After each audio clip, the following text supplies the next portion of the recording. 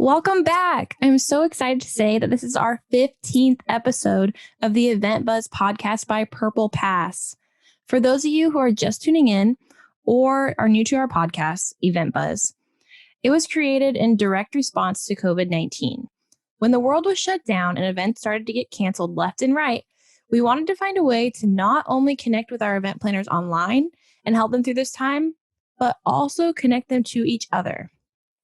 As we started hearing more and more creative and innovative ways our promoters were continuing their events during COVID-19, we wanted to find a platform where they could also share these ideas to others in the same space facing similar challenges. Our goal and hope with each episode we put out is that planners out there are listening, learning, and finding more ways that will enable them to keep doing what they love. With that being said, our next guest is a little different. Previously, we've been speaking with event planners from different industries. However, this guest will be bringing a different perspective to today's episode. Today, we are talking with John Capano, Senior Vice President at ImpactXM, an experiential marketing agency with a nearly 50-year legacy. John has been in the industry for over 2 decades and applies his expertise in strategy, digital, and client service for both B2B and B2C programs to ImpactXM's growing portfolio of trade shows, events, and experiential marketing projects. So, for those of you looking for ways to bridge the gap between your current situation, which probably isn't the best that it could be, or maybe it is, and the new normal of events, with exclusive marketing tips and online engagement strategies along the way, keep listening. Hi, John. Thanks for coming on to the podcast. Let's start by having you introduce yourself to listeners. Tell them about your current role with ImpactXM, what the services are that your agency provides. Sure. Absolutely. Thanks for having me on, Savannah. Really excited to be talking to you today. Yeah. So my name is John Capano. I'm the Senior Vice President here at ImpactXM. We are a full service experiential and event marketing agency. And so what that basically means is we help our clients who tend to be kind of large, global, Fortune 1000 type companies host events. And so that could be everything from a sales meeting in Shanghai to a huge conference in Las Vegas to a trade show to an experience activation at something fun like the NCAAs or the Super Bowl. So anything that has a live experience, and of course this year, anything that's a hybrid or virtual experience as well, that's what we help our clients do. And we're full service. And by that, I mean, we do everything from the strategy and the creative and the front end, really understanding the client's business and bringing those ideas to life through the event production, fabrication, warehousing, kind of like everything you can imagine that might go into a live event. Not all of our clients buy it all, but it's a little bit a la carte. Like for most clients, it's heavy strategy and creative and production. And then occasionally they even have us build a set or do something like that. Okay, so all the works, basically. Yeah, exactly. So just to dive right into the episode, today I want to talk, it's all about the new normal, talking about what the world will look like for events post-COVID-19, how promoters can make the connection between their current situation now and the new normal that we're already in, basically, and moving forward into. So the first thing, when I think about what 2020 was and 2021 now, it's either online or hybrid experiences now, basically, until we kind of go back into in-person events. But before COVID, ImpactXM, you guys are primarily, like you said, conducting face-to-face marketing or producing live events. So I'm just curious, with COVID making both of those options impossible, how did you guys pivot that, or what were some major changes you had to put into play? Sure. So, exactly as you say, before COVID, we were a live events agency and we did quite a lot of live events. Some of those on the smarter clients were hybrid because they know that some folks wanted to experience the event live and maybe also experience it on their cell phone at the same time, or they couldn't make the event and they wanted to dial in. So there was a lot of that going on, not quite as much as there is now. And then everyone immediately pivoted in February and March, pivoted to virtual only. It wasn't really hybrid because you were kind of not even allowed to have an event. Most states, certainly in the US and most countries, kind of said no, nothing bigger than 10 people. So that's kind of hard to have live events when you can't gather more than 10 people. So we got heavily into digital and virtual. And really it was, I think the instinct of the marketplace was just to take that idea of a live event, try to recreate it online. And that was probably the first 6 months of the work we were doing with clients was that, I had a trade show and I used to have a live booth. So can I design something online that looks like a booth? Sure. Of course we can do that. And I think we came out of that experience for the first 6 months, really learning best practices around understanding the audience and how they interact with a virtual event or a virtual environment differently than they do with a live environment. And it really is a different mindset. A live environment is all about production. And you might even produce some digital or virtual content as part of that production. A virtual event or even a hybrid event is all about like almost a broadcasting mindset. Like it's all about content. And so you kind of flip that 80% networking, 20% content of a live event into 80% content and 20% networking in a virtual event. And then looking forward, which is really the genesis of your question, hybrid has become this whole entire thing. We've seen folks say, okay, my hybrid event's going to be partly live and partly virtual, and I'm going to smash those two things together. Well, that doesn't really make for a great hybrid event. What makes for a great hybrid event is really finding kind of the core idea of the multi-screen experience. And it just happens that, we used to talk about multi-screen in our business about being the TV and the phone and the computer. Well, add live to that. That's almost the fourth screen now. And so it's really, how do you build an event that's engaging across all those areas and really leverages technology in such a way to augment the live aspect? And so when we talk to our clients a lot, they talk a lot about virtual reality. We actually talk a lot about augmented reality, because this idea of hybrid really is augmented reality. It's let's take a live event and let's lay on a digital layer in an augmented way and have everyone have a connected, engaging experience. We think going forward that that's going to be the model. We strongly believe that hybrid is here to stay. Every brand will take it in a different direction, in their own direction. Every event will do it slightly differently. Mm-hmm. And some will lean back into that 90% live ethic, but we really think it's going to be a balance. And as a culture, we're kind of digital first. We're screen first, phone first. And so we think that's got a big play going forward in live events, is that will continue to be a powerful way to engage people that can show up on site or also might experience that after or before from home. Oh, 100% agree. Like hybrid events are definitely becoming a thing now more than ever, obviously, but I think they're going to continue after this for sure, especially now. We were a digital world before. Now with COVID, after COVID, we are definitely like digital remote people. And now doing events and we're like, oh, wait, we can attend it when we need to, or it's more flexible, or we don't always have to drive to it. I just think that's the way of the future. And after talking to a lot of our different promoters, a lot of them were really hesitant about like virtual going online. And then they finally made that switch because, you have to adjust to the world around you or you're not going to grow. And it's just fun. It's funny talking to them because they're like, I was really like against it, really hesitant. And now they love it because they're like, wow, look, I could reach so much more people. And I'm like, yeah. And they're just amazed. Like they're reaching people like out of state, out of the country. And I'm like, yeah, like that's the beauty of hybrid. So you can still have that live person experience while extending your reach beyond just that range of people that attend. Yeah. And it really is. It's a different mindset. I think we've evolved, and the folks that are really ahead of the curve have evolved to that thing. Is we used to produce content that would make sense in a live setting, and now we're programming content that can live on and augment the live setting, but really live on its own. So certainly for some of our more corporate clients, they're using their event program, so to speak, as the driver of their content marketing for the rest of the year, where it used to be the other way around. They would have some content and they would throw it into their event. Well, now they're designing the event to actually produce content that they can promote on their website, over social, through email campaigns, through other events, through third-party events that they may go to. It's really changed the mindset of the marketplace in a big way. And I think it's pushed us 5 years into the future, because I think this was coming.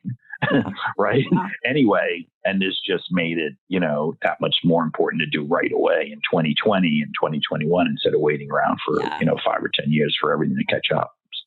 So to convince our listeners and promoters out there that even now might still be hesitant about exploring the hybrid world or virtual events, we named like a few benefits. What would you say like are the top benefits to hosting virtual events and experiences or hybrid? Well, sure. Well, so you mentioned the first one, which is reach, right? So the first one is I used to have an event for 10,000 people. Well, if I do it a hybrid way, I can have 50,000 people, and I may have 10,000 people show up on site again at some point, but I have another 40,000 people that couldn't make it for whatever reason or don't want to come yet because they're not comfortable, and they can experience it. And what we've seen that do is it kind of creates that FOMO, that fear of missing out for the next one. And it used to be almost everybody you talk to felt like, well, I don't want to do a strong virtual event because it'll cannibalize my live folks. And people have now realized that having a great virtual part of your live event is the best way to increase your attendees at your next live event.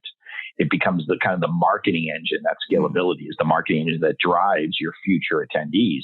Hey, I went last year online and it was awesome. And I saw how much fun people had on site. I got to go this year.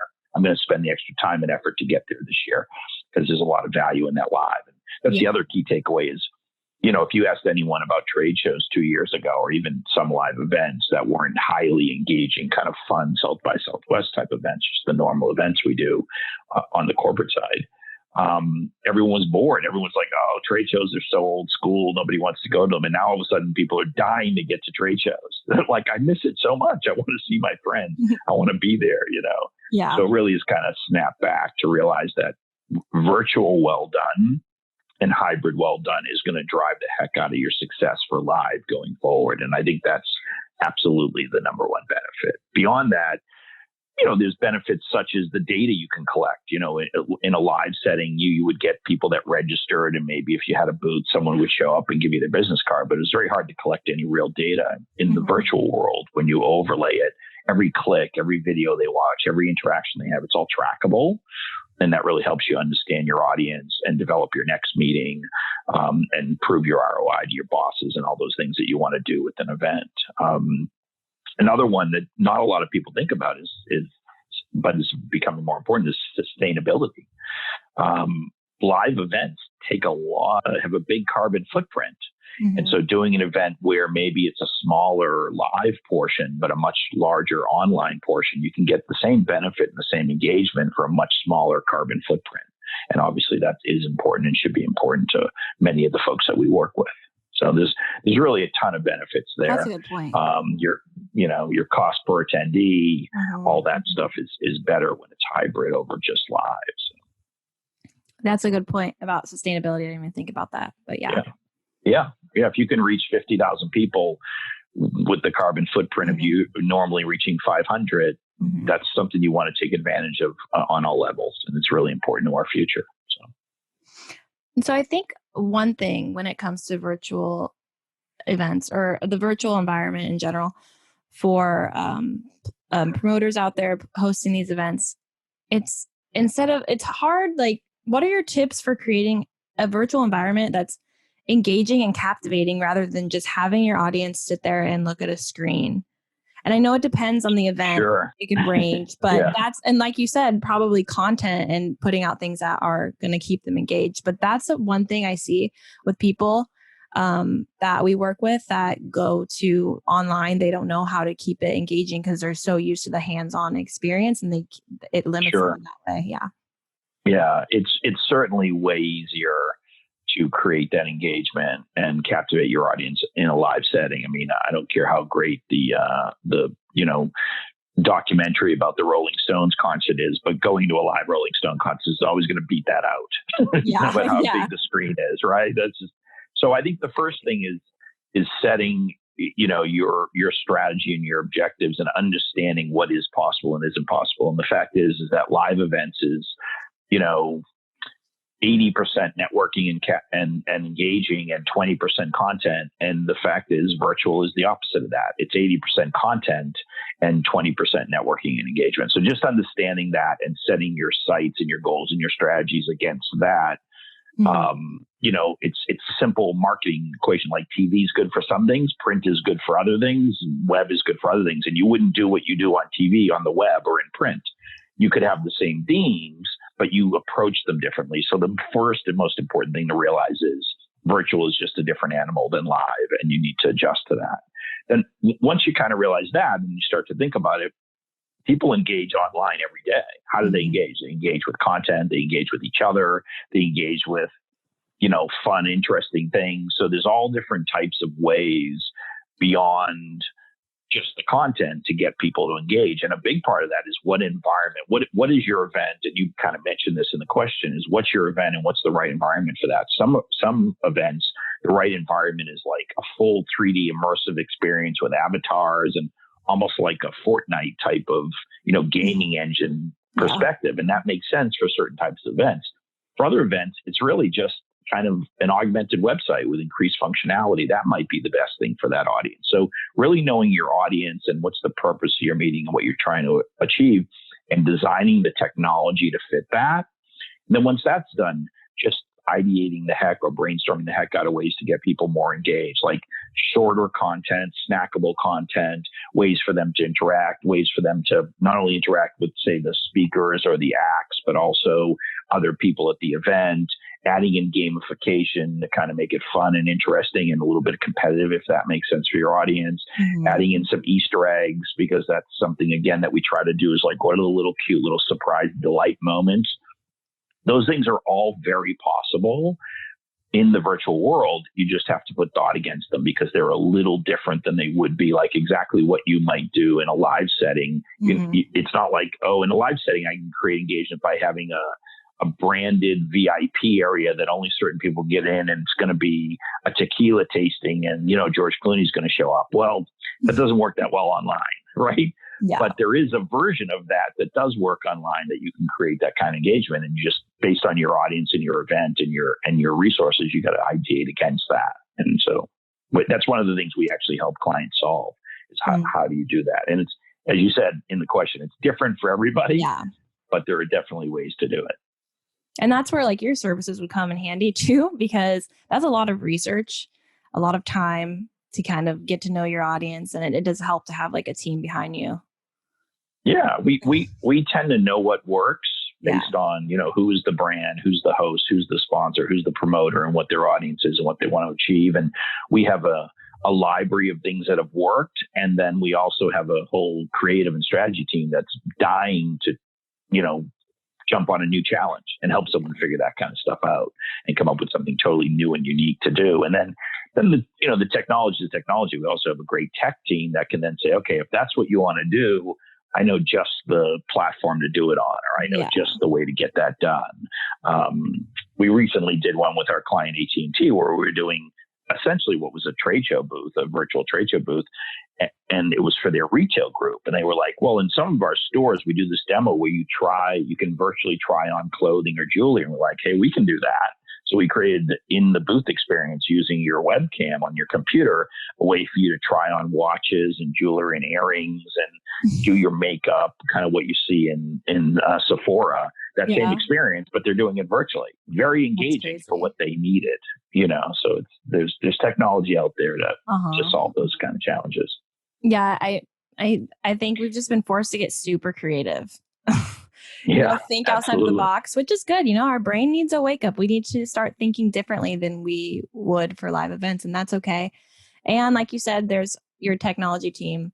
It amazes me. Like there's one thing, I need this. I wonder if there's an app for it. I wonder if there's there's always a platform for something that you need. It's just wild how many resources we have, finding the right one, figuring out what you need.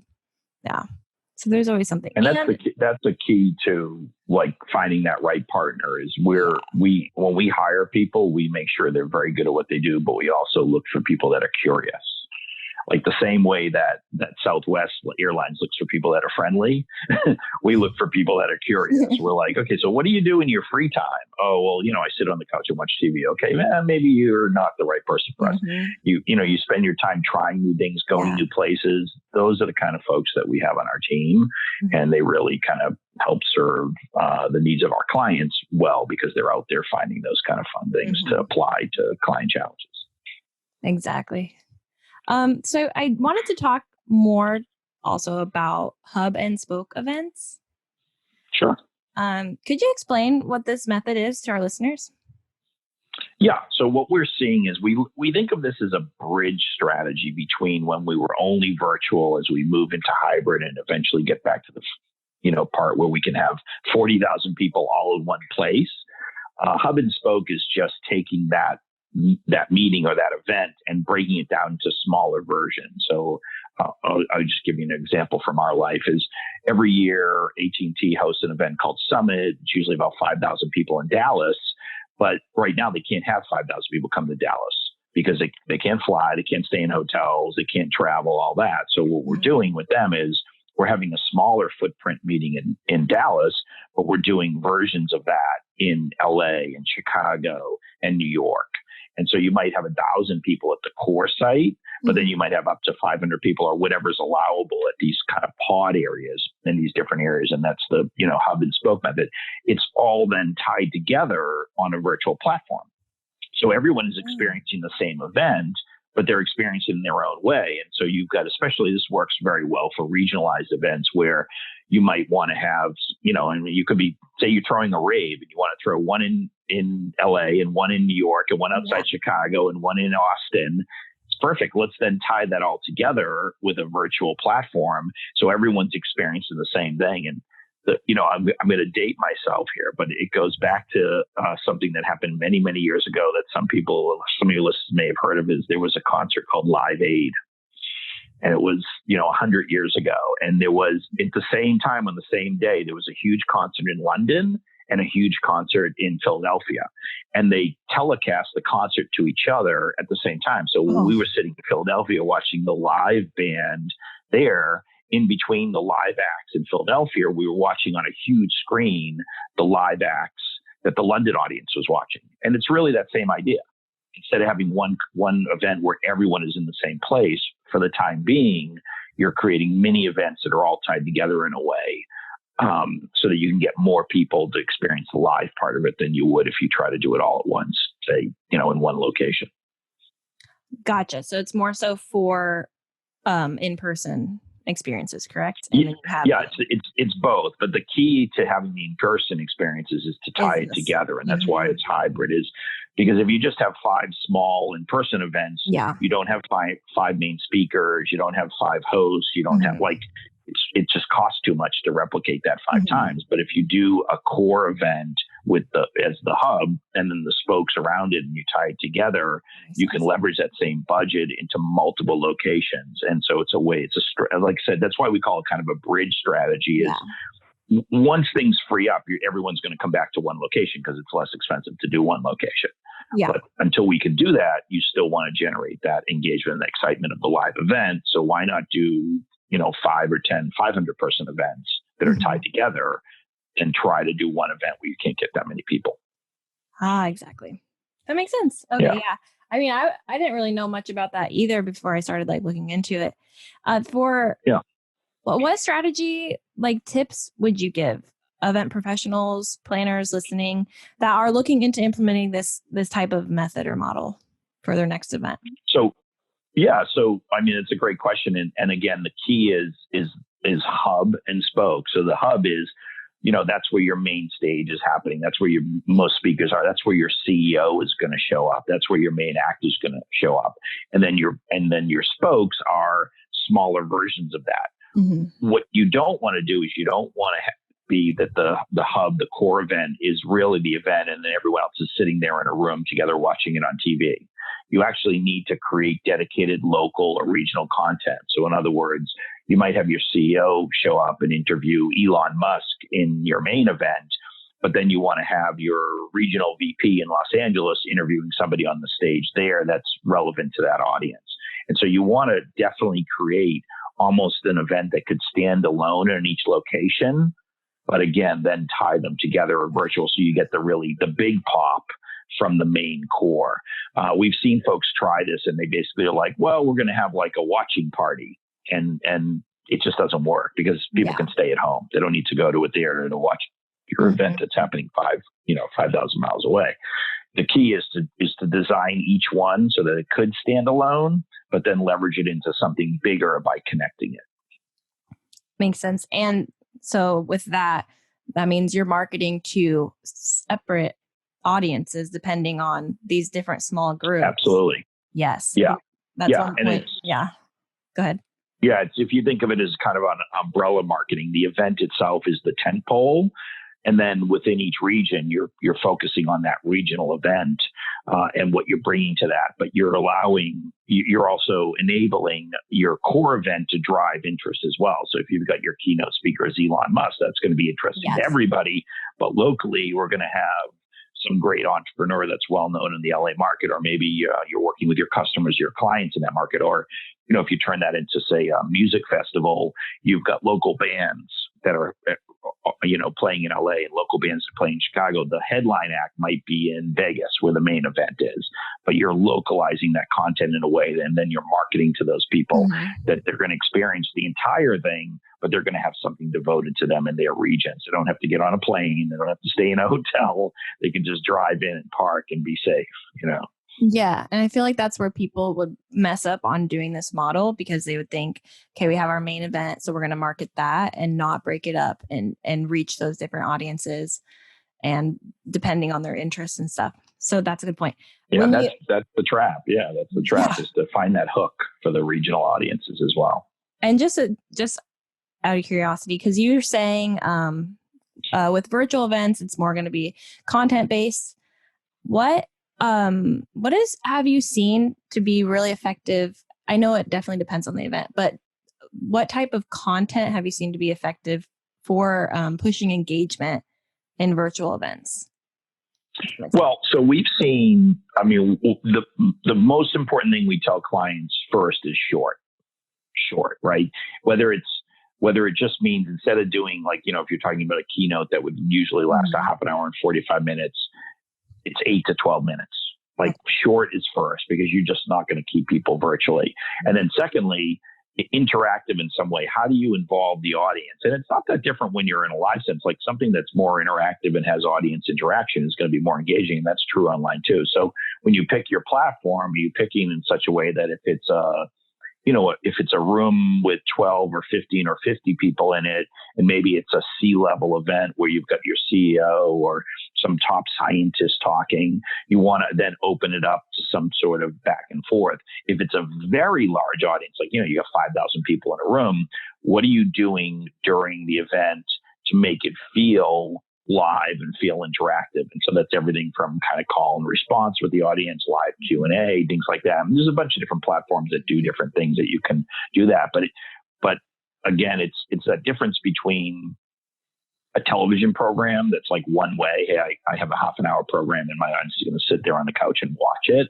And a more web interactive, which is, hey, I've got a half an hour experience that I'm creating, and the audience is an important part of that experience. So yeah, I'm going to deliver some content, but in between the content, what am I going to do to get that audience engaged? And it's just being thoughtful about that based on what is the content, what is the event, what is the audience, and what is their appetite for that.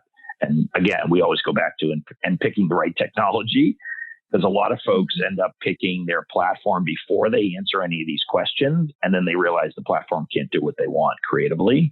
And so we're always telling our clients, start early and figure out these questions about what you want this event to be and how you want to engage, and then we'll go find the right platform. There's a million platforms, and so that's sometimes the cart gets before the horse on that one.